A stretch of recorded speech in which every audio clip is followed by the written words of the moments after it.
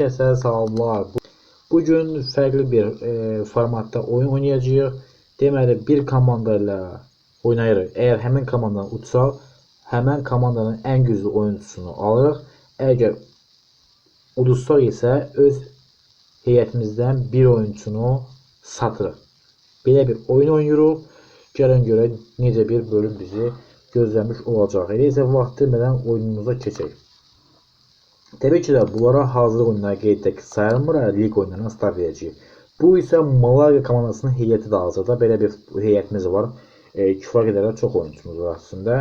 Heyəti biraz düzəltməyə çalışaq, yerinə oturdaq. Gördüyünüz kimi yerini daşla yerinə oturdu və artıq maçlarımıza başlayacağıq. Görək bu Malaga komandası ilə bərabər necə bir oyun var silsiləsi bizi gözləmiş olacaq. Bu tabii ki də hazır oyunları, bunları təbii ki də qeydə almıram. Malaga SD Korea klubu ilə qarşıdır və bu maçda 1-0 hesabı qeydə alınır. Bu Korea komandası ilə qarşılaşmışdıq, yəni bu oyun bizə heç bir önəm və əhəmiyyət kəsb etmir. Televizor bu oyunu keçək və ikinci hazırlıq oyunumuz və ikinci hazırlıq oyununa bir dənə keçək. Sonra əsas sıraya başlayaq. Adana Demirspor komandası ilə qarşılaşdıq, bu hazırlıq oyunda 1-0 üzrə. Keçək Ligaya yavaş-yavaş başlayırıq. Artıq İspaniya La Liga 2-yə başlayırıq. Bildiyimiz kimi Malaga komandası İspaniyanın 2-ci ligasında çıxış edən bir komandadır. Real Madrid Super Kubokunun təbii ki də qalibi olur və indi isə keçək oyunlar silsiləmizə.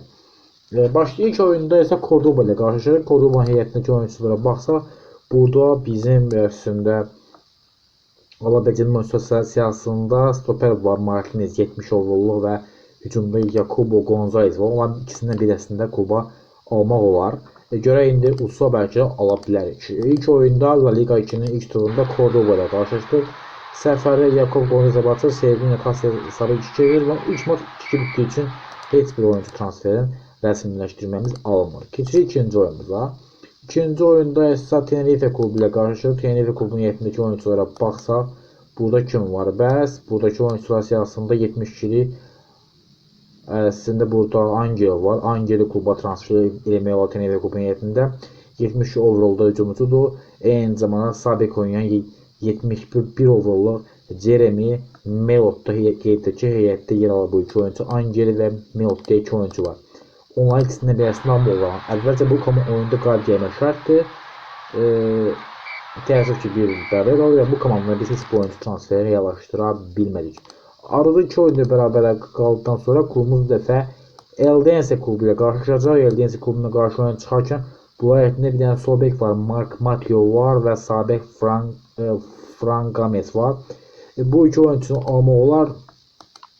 Heyətimizə baxsaq, heyətə də bu iki oyuncuya əslində ehtiyac var. Sağ beklər bizə çox vacibdir və bu klubun heyətində sağ bek oyuncuları var.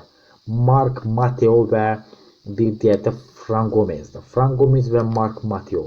Bu iki oyuncunu almaq istəyirəm və bunun üçün də bu maçda qələbə qazanmağım şərtdir. Təəssüf ki 10 nəfər qaldı bu oyunda. 10 nəfər qaldıqdan sonra inanmıram ki, bunu qələbə qazana bilər. Bəli, elə baş tutur və 3-cü oyuncu arıza 0-0 bərabərə qalmış oldu. 4-cü tura keçir. 4-cü turda isə Sporting Gijon'la qarşılaşacaq. Bu komanda heyəti kifayət qədər yaxşı heyətləri var əslində. Baxsa, buradan Polno oyuncu almaq olar. Amma gəl ki, bu komandanın oyuncu almaq çox çətin olacaq. Hətta Kote falan gördüyünüz kimi çox güclü oyuncular var. Bu komandaya qarşı oyun qələbə qazanmaq heç də asan olmayacaq. Amma evimizdə oynayır. Bəlkə evdəki oyunu qələbə qazanmamız mümkün oldu. 10 nəfər qalib bizə qalib gəlir ki, hesab ilə və biz heyətdən bir oyuncu satmaq məcburiyyətindəyik. Gəldik və buradan bir oyuncu yolumuza ayıracağıq çünki udmuşuq artıq. 32 yaşlı Manu Molina var, onunla yollar ayrılmağa seçdi. 67 overall'da 10 zatlın komandadan və bu bizim biraz da görək necə bir şəkildə davam edəcək oynamız. Növbəti turda isə kimlə qarşılaşırıq? Huesca ilə qarşılaşırıq. Huesca'nın heyətində bizə lazım olan futbolçu Laurea var. Onun 70 overall'ı var müdafiə xəttində və yaxud da 74'lü Pulido var əslində. Bunu da almaq olar. İnşallah ki biz udaraq qələbə qazanarıq. Huesca səfərində təəssüf ki 4-1'lik bir məğlubiyyətlə üzləşirik. Bu da komandadan bir oyuncu satmalı olduğumuz mənasına gələcək. Kim olacaq bu satacağımız oyuncu? Transfer səsine gələrək burada bir oyuncu yolumuzu ayırmalıyıq. Bu oyuncu 58'i İzan Merinho olacaq. İzan Merinho yollara ayırma qərarı aldı və 232 bu oyuncunu satmış oldu. Təbii ki də satdıqdan sonra başqa bir klubumuz Racing Santander ilə qarşılaşırıq. Bunların qapıçısı yaşlı əslində 73 uğurlu qapıçılar, 76 uğurlu solcuda hangiləri var? Vincente də adı. Vincente almaq olar Racing Santander klubundan ümidlər ki, ala bilərik. Qələbə qazanan Malaga komandası, bu komandanın Racing Santanderi 10 nəfər qalmışdır, amma təəssüf ki, qələbə qazanmaq mümkün olur. Hələ ki biz qələbə qazanmamışıq. İspanya 2-ci La Liqasında 4 xalımız var. 6 oyundan sonra 4 bərabərliyi var. Növbəti turda isə Albacete klubu ilə qarşılaşırıq. Qeyd edək ki, Albacete klubuna qarşı oyuna çıxmamışdan əvvəl bunların heyətində qapıçıları Raul Lizaon yaxşıdır. Oyda sol bekdə Jaume Costa var. Onun amma 77 uğurlu var. İnşallah ki, qələbə qazanma ümidi ilə çıxdığım maçda Albacete səfərində Carlos Pires hesab açır. Qəşənglikdən qələbə gəlir. Bəli, qələbə gəlir. 2-0-la çox vacib qələbə gəlir. Bu qələbədən sonra bu komanda heyətində Albacete komandasının heyətindəki Jaume Costa'nı transfer edəcək 77 uğurlu və sol bek çıxışı Jaume Costa. Gedək ona.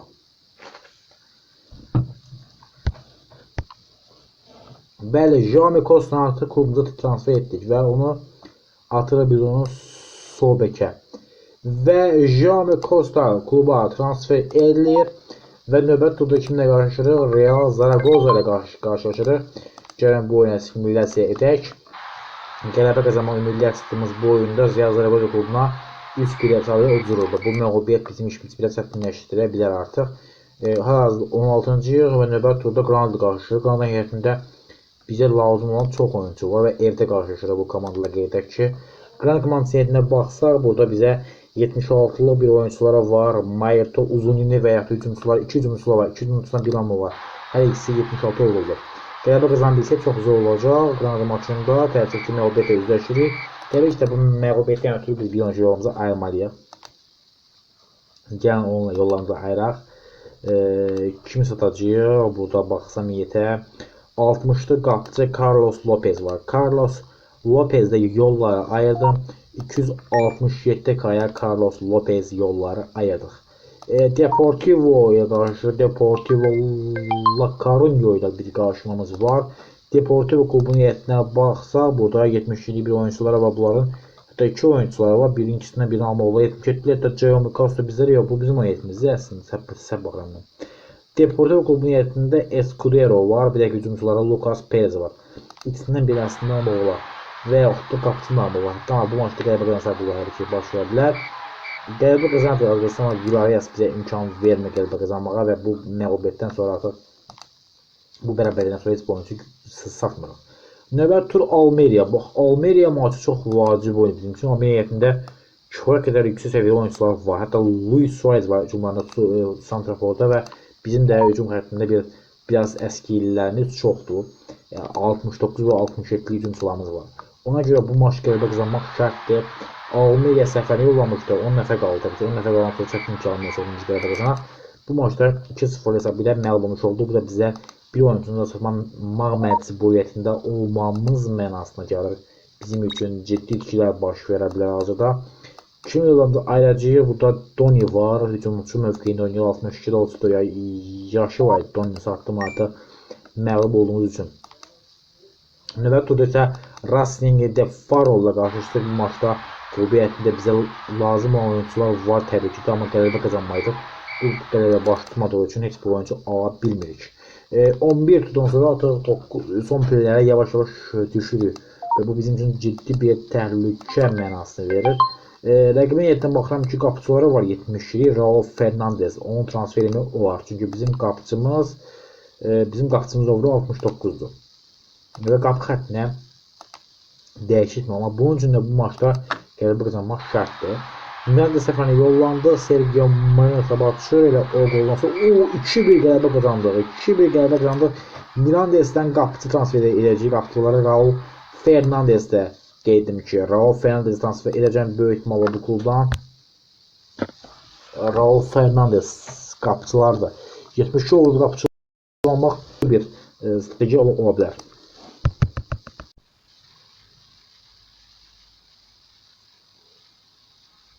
Və qaldığımız yerdən davam edirik. Qeyd edək ki, sonuncu dəfədə udduğumuz üçün qapıçını almışdı. Ezquita deyə bir qapıçı ilə.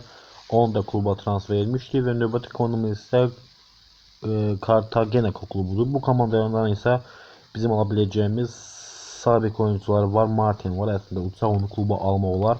Görə uda biləcək yoxsa yox. Bu komandaya qarşı oyunumuzda gəlin baxaq. Simülyasiya etdik. Cartagena klubuna qarşı oyunda təəssüf ki məğlubiyyətlə üzləşdik və bu məğlubiyyətdən sonra bu klubdan artıq heç oyuncu üçün almamız mümkün görsənmirdi. Keçək digər oyunumuza. Artıq 13 tur geride qalıb və 12 halımız var ki, çox da uğurlu bir sezon əslində keçirmirik demək mümkündür. Növbət tur Levante ilə qarşılaşır. Levante heyəti çox zəngin heyətləri var. Buradan bizim alabiləcəyimiz oyuncular siyasətində kim var? Hücumçuları var. Morales var əslində. Onu almaq olar. Morales'i almaq olar, amma təbii ki də uçsa bu baş verə bilər. Evdə oynamırıq, səfərdə oynayırıq və səfərdəki oyunda qələbə qazanmaq şərtdir bizim üçün. Görə bu başlıqda yoxsa yox. Levante ilə qarşılaşdı. Kevin basmışdı. Daha sonra Yanis Rahmani basmışdı və 3 gol gördü ki. Və bu məğlubiyyət bizə onu demək verir ki, klubdan bir oyuncunu satmaq məcburiyyətindəyik. Və görək kimi satacağıq da o sonralardan gəlmişdir. 18 sonra bir xeyli aşağı düşdüyümüzü demək mümkündür. Və klubun heyətinə gəldikdə burada sıralama becərmə oyuncular siyasətində 63 uğurlu oyuncu var. Dani Sanchez var. Dani Sanchez'i yollara ayıracağım. 63 uğurlu idi və onu 356 kaya satmış olduq. Keçək gəlir növbəti oyunumuzda. Növbəti oyunda isə Burgosla qeydəki qarşılaşırıq. Burgos'a qarşı oyunu gələn simülyasiya edək. Burgos'un heyətində kim var? Bir dənə ona baxım bir dənə. Burgos'un heyətində hazırda olan oyuncu siyasətində burada baxam ki 72'li bir stoperləri var. Onu almaq olar əslində. 72'li stoper və yaxud da sol bek oyuncuları var. Florian Miguel var. Onu almağa çalışacağım eğer alınsa. Florian Miguel. Bu komandaya qarşı oyunda 2 hesabı açdıqdan sonra təəssüf ki 2 hesabı məğlubiyyətlə üzləşirik və bu məğlubiyyət bizə artıq komandanın bir oyuncunu satma məcburiyyətində olduğumuzu bizə göstərir. Gəlin sataq oyuncunda kimi satacağıq klubun heyətində hazırda. Baxıram ki oyuncuların çoxunu demək olar ki satırıq, ona görə klubda oyuncuların sayı kifayət qədər artıq azalıb. Burada Saka'nın 2 dənədir, birinin sataq 18 yaşı var, 770k qiyməti var. Cordera diye bir adlı oyuncumuz idi. Onu sattım hazırda klubdan, onu artıq. Və keçirik növbəti oyunumuzda. Növbəti oyunda isə Malaga Eibar'la qarşılaşır. Eibar heyətində Tony Villa almaq olar və Armida da diye bir oyuncuları var. Onları almaq olar. Əvvəlcə Eibar'a qələbə qazanmaq lazımdır. Eibar üzərində qələbə qazanmaq əla, çox super qələbə oldu bizim üçün. Və Eibar qələbəsindən sonra Eibar heyətində kim var biləcəyimiz stoperləri yaxşıdır, amma mən stoper almayacağım təbii ki də. Yan müdafiəyə Tony Villa var. Onu almaq istəyirəm. Tony Villa'nı kluba cəlb edəcəm və yaxud da Sergio Alvarez də var. Qeyddə 75'li bir stoperdir. Onu alıb stoper həttini yaxşılaşdıracağam. Amma mən Tony Villa'nı alacağım. Tony Villa transferi rəsmiləşdirəcəm indi. Gəlin Tony Villa'nı alaq. Çünki yan müdafiə xəttimiz çox zəifdir. Ona görə Tony Villa transferi bizim üçün vacib transferlər siyasətində gedir. Tony.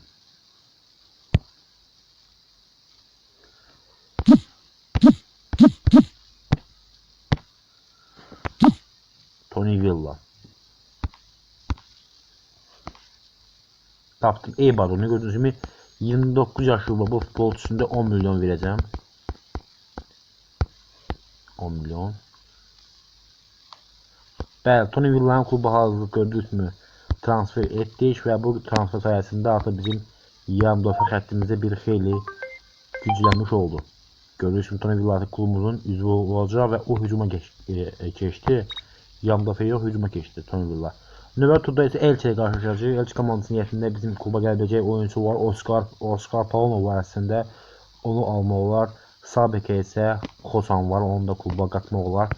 Gəlin bu oyunu keçək, simülyasiya edək. Elche ilə qarşılaşacaq. Elche komandasına qarşı oyun səfərdəki maçda 3-1 hesabı məğlubiyyətlə üzləşdi və bu məğlubiyyətdən sonra artıq klubdan bir oyuncu satma məcburiyyətindəyik. Bu oyuncu kim olacaq? Təbii ki də Alfonso Herrera satacağıq. 69'luq qapıcımız vardı. Onu satdım, klubdan göndərmiş oldum. Növbəti turda isə Castellon klubu ilə qarşılaşırıq. Gəlin bu oyunu simülyasiya edək, görək. Malaga komandası Castellon komandasına 1-0 hesabı ilə qalib gəlir və bu qələbə sonrasında rəqibin heyətində görən kim almaq olar?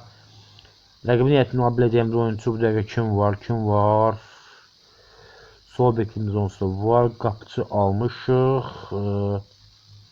Yanımdafə xəttimizə ala biləcəyimiz oyuncular hücumçu var burada. Kenneth Mamah var. Kenneth Mamah. Mamah diye bir adı var o hücumçunun. Onu alacağım kluba. Mamah diye bir oyuncu hücumçudur. Gəlin kluba qataq onu. Mamah. Bizim hücumçunun olsa biraz zəifdir. Onu kluba almağı dəyər. Mamah. Evet, Kenneth Mamah. Gördüğünüz 1,7 milyon kıymeti var. Biraz pul artı verməliyik. 3,7 milyon verəcəyik. 26 yaşlı bu futbolçu təkimizi qəbul edir. Və Kenneth Mamah hücum xəttinə aldığımız yeni futbolçu olaraq heyətimiz yavaş-yavaş güclənməyə başlayır. İndi isə keçək növbəti oyuna Real Oviedo klubu ilə qarşılaşırıq. Bu maçda qələbə qazanmalıyıq ki, burada bir futbolçu ala bilək. Və səfərdə Real Oviedo komandasına qarşı oyunda çox vacib bir qələbə qazanmış olduq. Görək Real Oviedo heyətində kim var ala biləcəyimiz? Burada ala biləcəyimiz 74'lük Santi Cazorla var.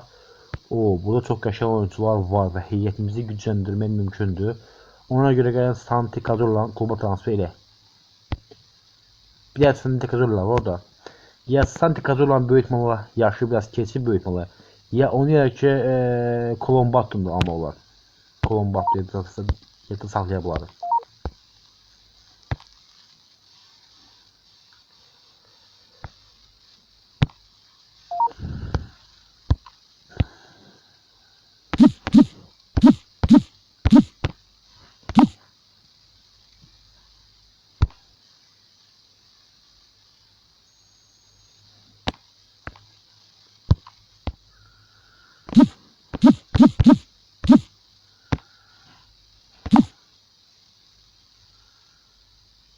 Colombatto'yu ümit yaşı var.